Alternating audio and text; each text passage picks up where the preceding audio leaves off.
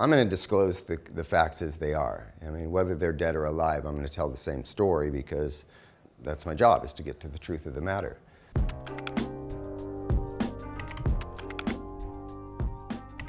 My name is Greg Kading. I retired from the LAPD back in 2010 after spending 25 years in law enforcement.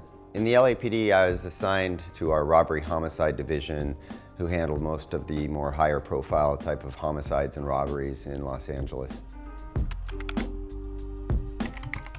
Before I got assigned to the Biggie Smalls investigation, I really knew very little about hip hop. I didn't follow that genre of music. I was more of a classic rock and roll guy.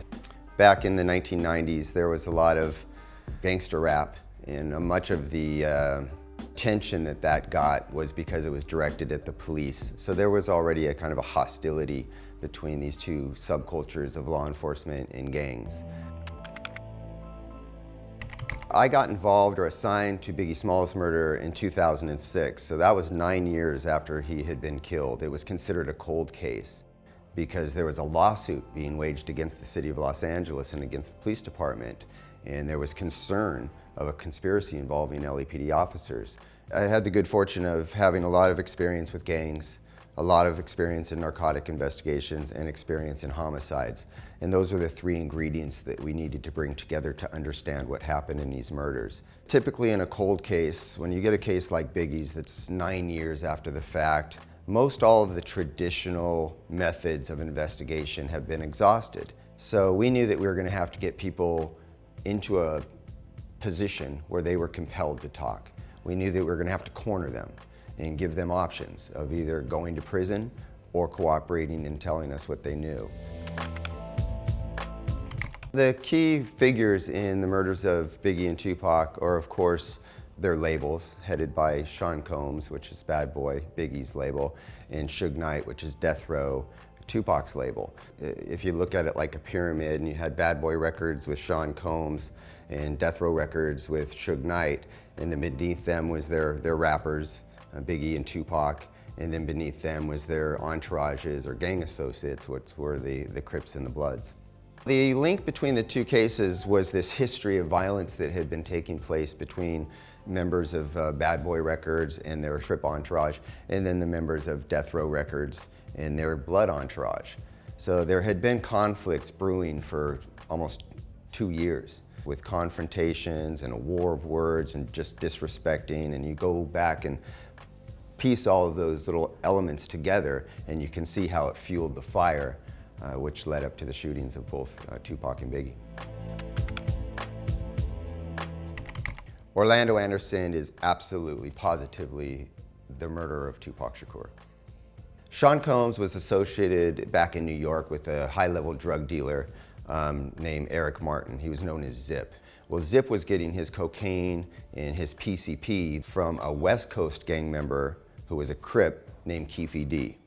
Keefe D's nephew is Orlando Anderson. He's the individual that got into a fight with Tupac Shakur the night that Tupac was shot. Orlando Anderson's the one that was in the backseat of the white Cadillac that pulled up alongside and shot Tupac. So you've got Combs, Martin, Keefe D, who was also in that white Cadillac and had secured the gun, gave it to his nephew, and his nephew shot and killed Tupac.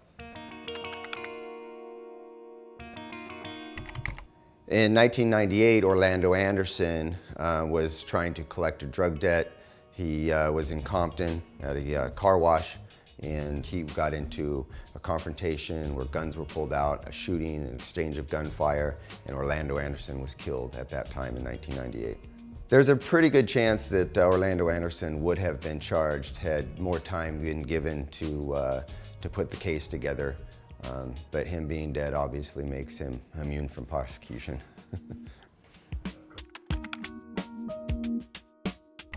Well, for Sean Combs, I mean, what are his choices really? I mean, is he going to come out and confess to his association with the killers of Tupac Shakur? I mean, that would be professional suicide.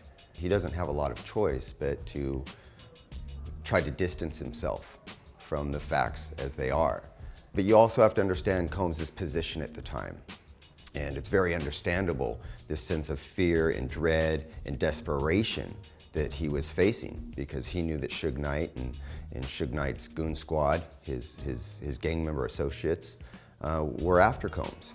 They held him responsible for the murder of one of Suge Knight's best friends in Atlanta, a guy named Jake Robles. So this conflict just continued to fuel itself.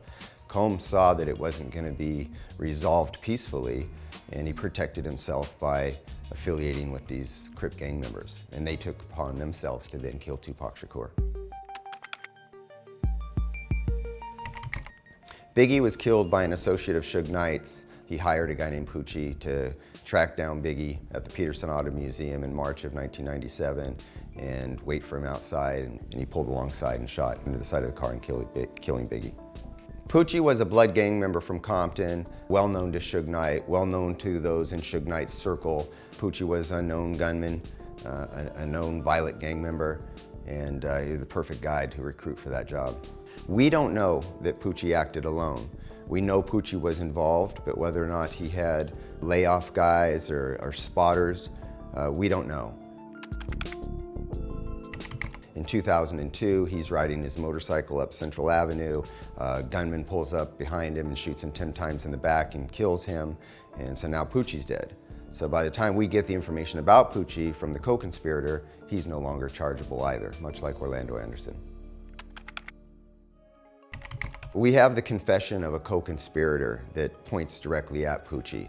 We had a history of knowledge of Poochie's association with Suge Knight, but when this intermediary came to our attention, there's a girl that we call her Teresa Swan. She was a baby mama to Suge Knight. She identified Poochie as the person that had been solicited to do the murder, provided other details that were only known to law enforcement, and said that Suge Knight had solicited it from jail. It seems that fate has caught up with Suge Knight. A couple years ago, he ran over a guy at a burger stand in Compton, killing him, a guy named Terry Carter, and Suge was charged with that murder and was sentenced to 28 years in prison. And so we knew that with this information, the LAPD was going to be out from under this grand lawsuit that they had been faced with.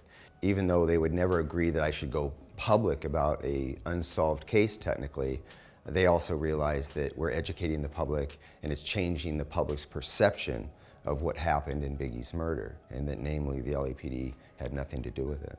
I'm going to disclose the facts as they are. I mean, whether they're dead or alive, I'm going to tell the same story because that's my job, is to get to the truth of the matter. I would never provide information or falsely accuse somebody unless I had the evidence to support and back up the claims that were being made. The fact that these people are dead and unprosecutable, that's difficult for the case. But for me to talk about it, I don't care if they're dead or alive or not, I'm going to say the same thing.